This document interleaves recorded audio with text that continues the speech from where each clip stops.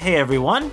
Today I'm going to show you a step-by-step on how to turn your favorite comics or manga into fully voiced dubs using Davinci Resolve, and how to edit them.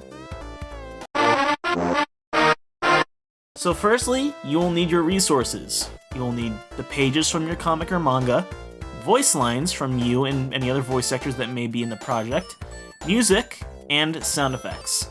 Make sure that whatever music you use, you have permission from the original artist before you decide to use the song in your project. Note that in some cases this may not apply, such as Nintendo. You just gotta have the proper description for it. Make sure that after you've downloaded everything, it's put into the proper folders, that way when importing them into Davinci Resolve or whatever editing software you're using, it's easy to get to without having to search through it like a maze.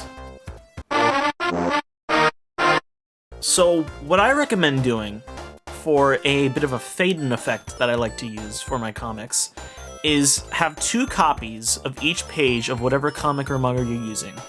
One with the original text on it, and the other with no text on it at all. You can either use a Photoshop software or perhaps online text remover to get rid of any of the text on the page, or do it manually again with a Photoshop software. And on DaVinci you can use a text fade-in software, which I will show in a little bit. So now we're going to open a project in Davinci Resolve. For this video I'm going to be using Chapter 4 of the Minish Cap, which people have been desperately waiting for, as an example to show how I do what I do. Okay, so at first you're gonna see, I'm gonna put the panel here. And of course, make sure it is the panel without any text. And to zoom in and position it so that the very first panel you plan to use is at the top and zoomed in. And make sure like all the characters are in frame. There we go, that's a little bit better.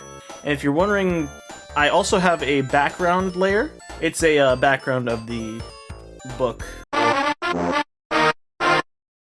Alrighty, and we make sure to add a track for the text layer. Just go in here. No. Sorry, it's been a bit.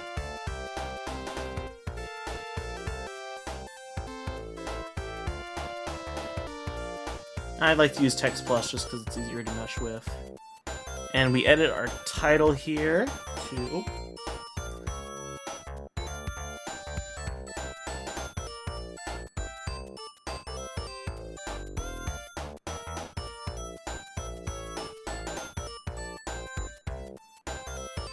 And what's important is now that we got our text all nice, our zoomed in, situated and everything, we shall start by getting our lines here.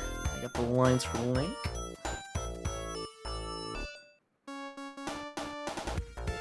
Make sure to line it up, line the text to get it a good fade in. And another good thing to do is whenever you get a file that sounds like it's only going through one side, you go to Clip Attributes, Audio, and change it to Stereo, so that goes through both channels.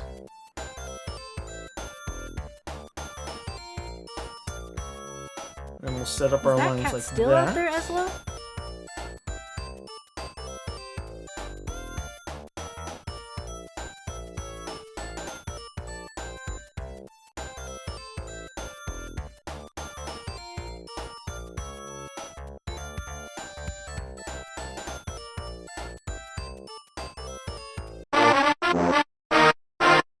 And now the important thing to do is, when transitioning to a different section of the page, we use keyframes here to indicate that the text will move alongside with the page, so that it still looks like the text is stuck on the page.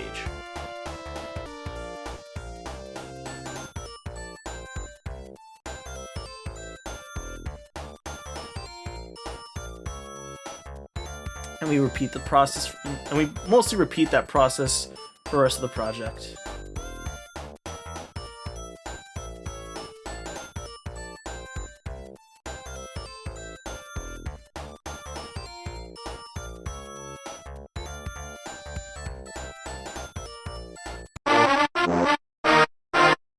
And make sure to add your sound effects and music. Again, the most important things are keyframes, timing, and other areas such as text layers, proper fade-ins and fade-outs for style. Now let's look at our finished product.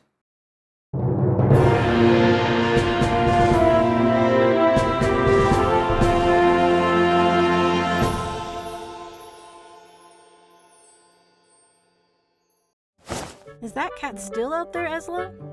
It's gotten quiet. Let's take a look. Link! What the? Beautiful!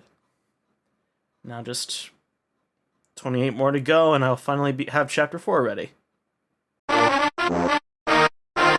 So the point of this how-to video is to show all of those in what I assume to get a bigger team for future comic dub projects and manga dub projects, so that everyone will learn how to do this themselves without me needing to teach them.